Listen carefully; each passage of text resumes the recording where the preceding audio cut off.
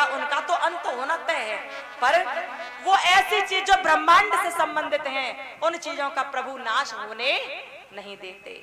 टूट फूट हो जाएगी लेकिन कण का नाश कभी नहीं होता। तो भ का मतलब भूमि, ग का मतलब गगन यानी कि आसमान, और भगवा, व का मतलब वायु, वायु बोले तो हवा। सोच कर देखो, यदि हवा चलना बंद हो जाए तो क्या होगा? क्या होगा? सांस नहीं ले पाओगे, गले में दर्द होने लगेगा, श्वास अवरुद्ध हो जाएगी। यदि ऑक्सीजन नहीं मिली तो मर जाएंगे, मर। प्यारे, जो लोग भगवान के नाम का ध्यान करते रहते हैं और भगवान की संपदाओं को, प्राकृतिक संपदाओं को सहेज कर रखते हैं, उन्हें कभी बाहर से ऑक्सीजन लेने की आवश्यकता नहीं पड़ती। यहाँ इतनी ऑक्सीजन भगवान ने दे रखी है कि आप लेते रहो। वो कभी आपसे पैसों की डिमांड नहीं करते हैं। ऑक्सीजन खत्म हो गई तो आप हॉस्पिटल में चले गए और डॉक्टर ने मनचाही रकम ले ली, लेकिन भगवान इतनी ऑक्सीजन, इतनी हवा देते हैं। कभी भगवान ने कहा कि मुझे 1 रुपया दे दो तुम? कभी कहा? कभी नहीं कहते। फ्री में देते, फ्री ऑफ कॉस्ट है उनकी तरफ से सब। लेकिन फिर भी लोग कहते हैं कि भगवान ने हमें दिया ही क्या, भगवान ने हमारे संग किया ही क्या, सब बुरा किया, ये कह देते हैं लोग। वायु यानी कि हवा। अब देखिए, हवा चलना बंद हो जाए तो गला भी बंद हो जाएगा, श्वास अवरुद्ध हो जाएगी और गर्मी इतनी लगने लगेगी, हालत खराब। फिर जब हवा चलना बंद हो जाती है तो एसी का प्रबंध करते हैं। 50-60 हजार रुपए की एसी लेकर आए, यानी कि पैसे देकर आए उसे, और लग गई फिर टोरेंट पावर की लाइट, तो वो और हालत खराब कर देती है। इतनी लाइट, इतना पैसा रोज रोज जमा करो, कहां से करो भाई? यानी कि आजकल जो भी चीज आपको मिल रही है, जो मनुष्य द्वारा निर्मित है, कोई भी बिना पैसे के आपको मिल नहीं सकती। लेकिन दुर्भाग्य की बात यह है कि जो चीज बिना पैसे के हमें मिलती है, उसका हम लोग कभी महत्व नहीं जान पाते। उसे कह देते हैं अरे चलो मिल ही रही है, लेकिन जिस दिन वो पैसों से मिलने लग जाती है, उस दिन हमें समझ आता है कि उस चीज की हमारी जिंदगी में क्या अहमियत थी। तब हमें समझ आता है। भगवान फ्री ऑफ कॉस्ट सारी चीज देते हैं, फ्री में देते हैं, लेकिन लोग नहीं जान पाते और कहते भगवान ने क्या किया हमारे संग। खैर, अब ध्यान रखना, ज्यादा कुछ न कर पाओ तो सुबह शाम भगवान के सामने खड़े होकर धन्यवाद जरूर बोल दिया करो कि भगवान बहुत धन्यवाद है तुम्हारे लिए, क्योंकि तुमने सबसे पहले तो मुझे इंसान बनाया, इंसान बनाकर अच्छे परिवार में पैदा किया। भगवान, मेरा शरीर भी ठीक ठाक दिया आपने मुझे। भगवान, आपने मेरे जीवन यापन के लिए भी सब ठीक किया, और सबसे बड़ी बात ये कि आप मेरे शरीर को सही से चला रहे हो। जितनी हवा चाहिए, जितनी गर्मी चाहिए, जितना जल चाहिए, सब आपके द्वारा मुझे मिल रहा है। इसलिए आपके चरणों में बारंबार धन्यवाद मैं करता हूँ। सुबह शाम ये जरूर कहते रहना, ताकि भगवान को भी लगे कि उस भगवान ने तुम्हें बनाकर बुरा नहीं किया, उस भगवान ने तुम्हारा निर्माण करके गलती नहीं की, उन्हें भी ऐसा लगे। बोलो राधे राधे राधे। तो भ का मतलब भूमि, ग का मतलब गगन, व का मतलब वायु यानी कि हवा, और अब वा के पीछे जो डंडा लगा है, अ का डंडा, उसे कहते हैं अग्नि का स्वरूप है वो। अग्नि, अग्नि बहुत जरूरी है। यदि आग ना हो तो क्या हो? तो क्या कोई व्यक्ति जीवित माना जाएगा?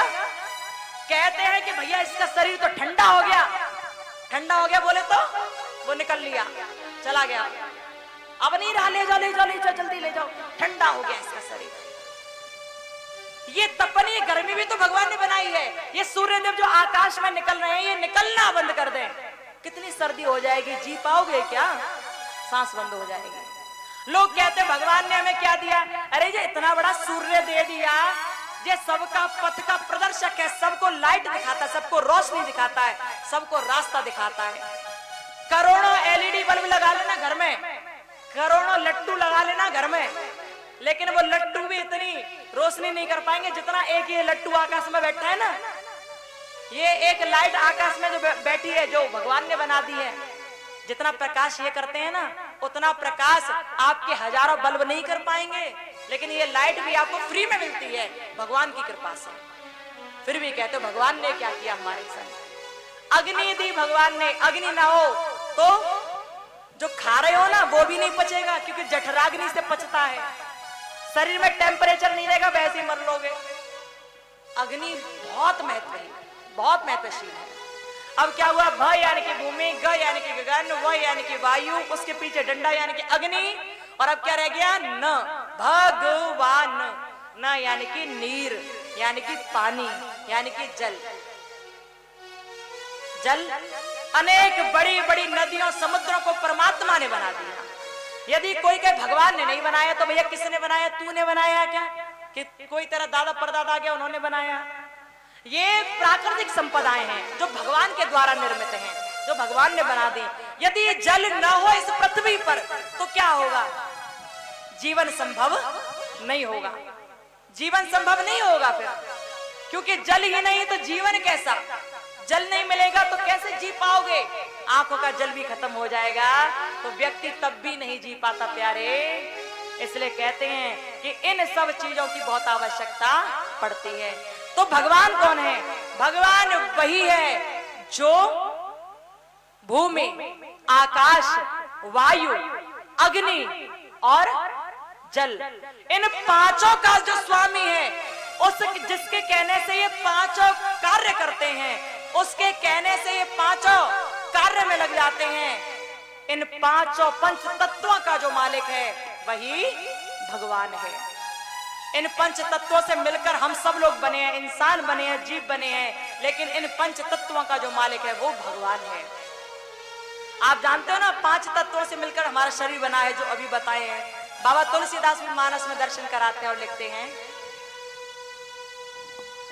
छिते जल पावक गगन समीरा, पंच रचित श्री राम जय राम, जय जय राम, श्री राम जय राम, जय जय राम।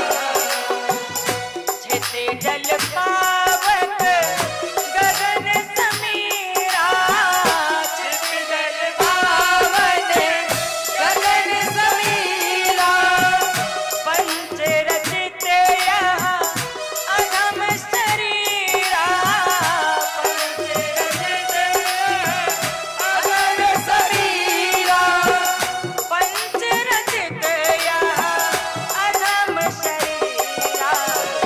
श्री राम जय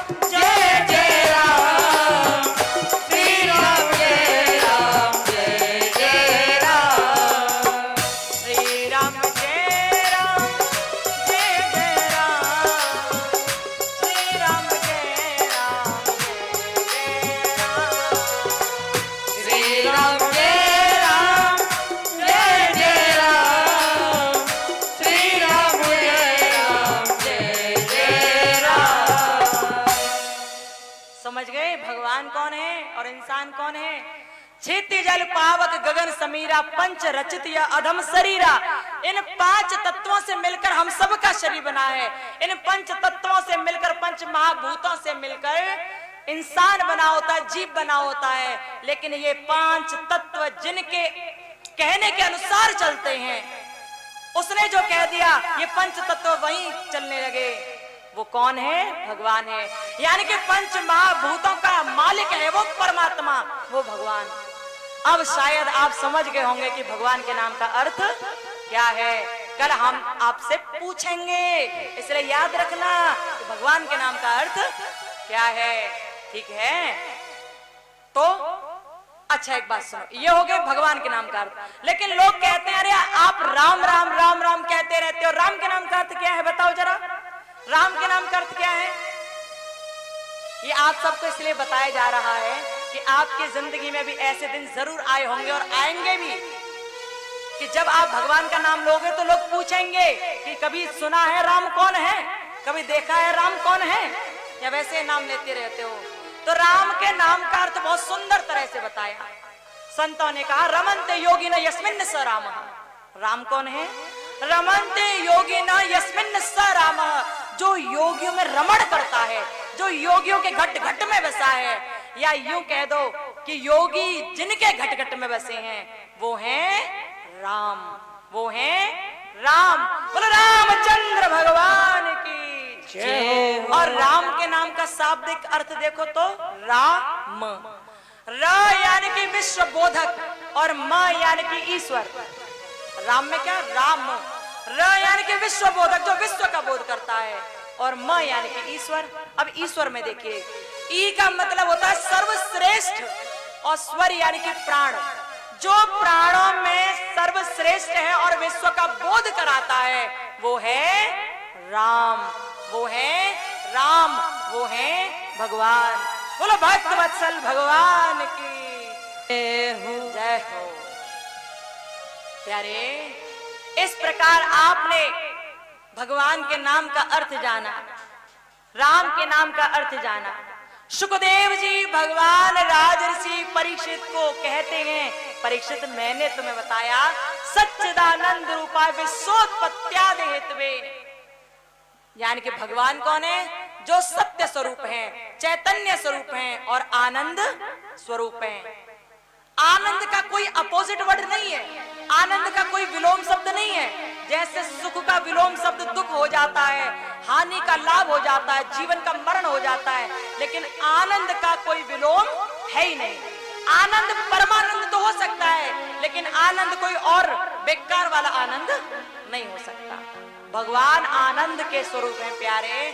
तभी तो कहते हैं जब नंद बाबा के यहाँ कन्हैया का अवतार हुआ तो क्या कहा गया? नंद के आनंद भयो जय कन्हैया लाल की। यो नहीं कहते कि नंद के कन्हैया भयो, यो नहीं कहते कि नंद के कृष्ण भयो, क्या कहते हैं? नंद के आनंद भयो। क्योंकि लोग जानते हैं कि वो आनंद घनश्याम है, वो भगवान है जो आनंद में बसते हो, या जिनके नाम को लेकर आनंद आ जाए वही तो परमात्मा है। बोलो राधे राधे। ये भागवत जी का सुखदेव जी महाराज के द्वारा बोला गया पहला श्लोक है, याद रखना। सच्चिदानंद रूपाय विश्वोत्पत्त्यादि हेतवे। वो परमात्मा जो विश्व की उत्पत्ति करता है, जिन्होंने विश्व की उत्पत्ति करी, विश्व का पालन पोषण किया और विश्व का संहार किया। विश्वोत्पत्त्यादि हेतवे तापत्रय विनाशाय, जो तीनों प्रकार के तापों का नाश करने वाले हैं। 3 प्रकार के ताप कौन कौन से? दैहिक दैविक भौतिक तापा, राम राज नहीं काहुए व्यापा। 3 ताप होते हैं, दैहिक, दैविक और भौतिक। दैहिक ताप कौन से? इन तीनों तापों का जो नाश करता है वही भगवान है, उसी भगवान की कथा चल रही है। दैहिक ताप कौन से होते हैं? दैहिक यानी कि देह से संबंधित है, जो शरीर से संबंधित हैं, जो शरीर से संबंधित हैं। बोले तो कोरोना, कोरोना बीमारी है ना, शरीर से संबंधित है, दैहिक ताप है ये। कोई भी बीमारी जो आपके शरीर में लग जाए, कोई भी बीमारी, वो दैहिक ताप है। और दूसरा दैविक ताप जो देवताओं के द्वारा दिया हुआ है, कितना भी प्रयास कर ले लेकिन सब नष्ट होता चला जाएगा, क्योंकि आपने कर्म बढ़िया नहीं किए। कितना भी बढ़िया बढ़िया आप सोच रहे हो कि मैंने ये दान पुण्य कर दिया, लेकिन फिर भी देवताओं के द्वारा ऐसी परेशानी दी जा रही है कि आपने बहुत कमा कमा कर इकट्ठा किया, लेकिन रात में चोर आ गए और झट से चुरा के ले गए और आप रोते ही रह गए। आपने पैसा इकट्ठा किया था कि 20 बीघा जमीन लेंगे, लेकिन आप पैसा लेकर जा रहे थे, रोड पर 4 चोर मिल गए, 2 थप्पड़ आपके गाल पर लगा दिए, पैसे छीन लिए। क्या हो रहा है? आपके मन को खराब करेगा ये सब कुछ, आपको दुख दे जाएगा, आप रोने लगोगे ना। दैविक ताप और भी परेशानियां, आपने खूब कोशिश की लेकिन आपका मन खराब है, आप खुश नहीं रह पा रहे हो, आप संतोषी नहीं बन पा रहे। दैविक ताप हो गया, दैविक ताप हो गया। भौतिक ताप, भौतिक कैसा? प्रकृति में छेड़छाड़ आपने कर दी और तभी प्रकृति ने आपको नुकसान पहुंचाना शुरू कर दिया। भूकंप आ गया, ज्वालामुखी फट गया, ये दैविक ताप भी है और भौतिक ताप भी है। ये परेशानी, यानी कि कुल मिलाकर बात इतनी समझिए कि जो दैहिक, दैविक और भौतिक तीनों तापों का नाश करने वाले हैं वो भगवान है। तो सच्चिदानंद रूपाय विश्वोत्पत्त्यादि हेतवे तापत्रय विनाशाय श्री कृष्णाय वयम नमः। जो सत्य चित आनंद स्वरूप हैं, जो पूरी तरह से विश्व की उत्पत्ति करने वाले, पालन करने वाले, संहार करने वाले हैं, और जो तीनों प्रकार के तापों का नाश करने वाले हैं, उन्हीं परमात्मा के श्री चरणों में हम वृषभानु दुलारी सहित श्री कृष्ण के चरणों में बारंबार प्रणाम करते हैं, बारंबार प्रणाम करते हैं। बोलो भक्त वत्सल भगवान की जय हो। यहाँ पर लोग कहते हैं कि इसमें राधा रानी के नाम को नहीं लिया गया श्री भागवत जी में। एक बात याद रखना भक्तों कि पूरी भागवत राधा कृष्ण के प्रेम पर आधारित है, निर्भर है। पूरी भागवत राधा कृष्ण के प्रेम पर, उनकी कथाओं पर आधारित है। और फिर लोग कहते हैं कि इसमें राधा का नाम नहीं लिया गया। ऐसा नहीं है प्यारे। हालांकि आप भागवत जी की कथा को खोलकर देखेंगे तो भागवत में स्पष्ट रूप से राधा नाम नहीं लिखा गया, ये सही है, स्पष्ट रूप से राधा नहीं लिखा, लेकिन फिर भी राधा रानी हर श्लोक में बसी हुई हैं। इस पहले श्लोक में भी है श्री कृष्णाय वयम नुमः, श्री कृष्णाय वयम नुमः। हम भगवान कृष्ण को श्री यानी कि श्री वृषभानु दुलारी यानी कि श्री राधा रानी सहित प्रणाम करते हैं। हर श्लोक में वो बसी हुई हैं। किसी ने कहा कि भागवत में राधा रानी का नाम नहीं है, तो एक संत ने बड़ा प्यारा सा उत्तर दिया कि राधा कृष्ण के बिना तो भागवत हो ही नहीं सकती। भागवत को आप खोलकर देखो, भागवत के जो सफेद सफेद पन्ने हैं ना, वो सब राधा के गौर वर्ण को प्रदर्शित करते हैं, राधा के गोरे वर्ण को प्रदर्शित करते हैं। और जो उन राधा के गौर वर्ण पर, सुंदर मुख पर जो काले काले अक्षरों से लिखा हुआ है ना, वो श्याम को प्रदर्शित करता है, वो कृष्ण को प्रदर्शित करता है। तो भागवत जी के तो हर पन्ने में, हर श्लोक में, हर पेज में राधा कृष्ण की छवि विराजमान है। ये बात सही है कि राधा स्पष्ट नहीं लिखा, लेकिन राधा को कहीं वृषभानु दुलारी, कहीं कीर्ति माता की प्यारी, कहीं कृष्ण के प्रियतमा के नाम से संबोधित किया गया है। बोलो राधा रानी सरकार की जय हो। बोलो भक्त वत्सल भगवान की जय हो। तो प्यारे, ये राधा कृष्ण भगवान की प्रेममयी कथा है, ये भागवत जी की कथा है, जैसे सुखदेव जी महाराज राज ऋषि परीक्षित को सुनाते जा रहे हैं। आप सब भी ध्यान से सुनते जाइए राधा कृष्ण के अनुपम कथा को, भगवान के अनुपम भागवत को प्रेम से सुनते जाइए। और जब ध्यान से सुनोगे ना, तभी आनंद आएगा। राधा कौन है? राधा जीवन का आधार है। आप राधा राधा राधा राधा बोलते रहो, तो जब राधा राधा बोलते रहोगे ना, तो आधार आधार निकलता जाएगा, निकलता जाएगा। जैसे आप राम राम राम राम बोलते रहो तो आराम आराम निकलेगा, और राधा राधा बोलते रहो तो आधार आधार निकलेगा। तो जीवन का आधार कौन है? कौन है जीवन का आधार? राधा। बोले तो राधा रानी।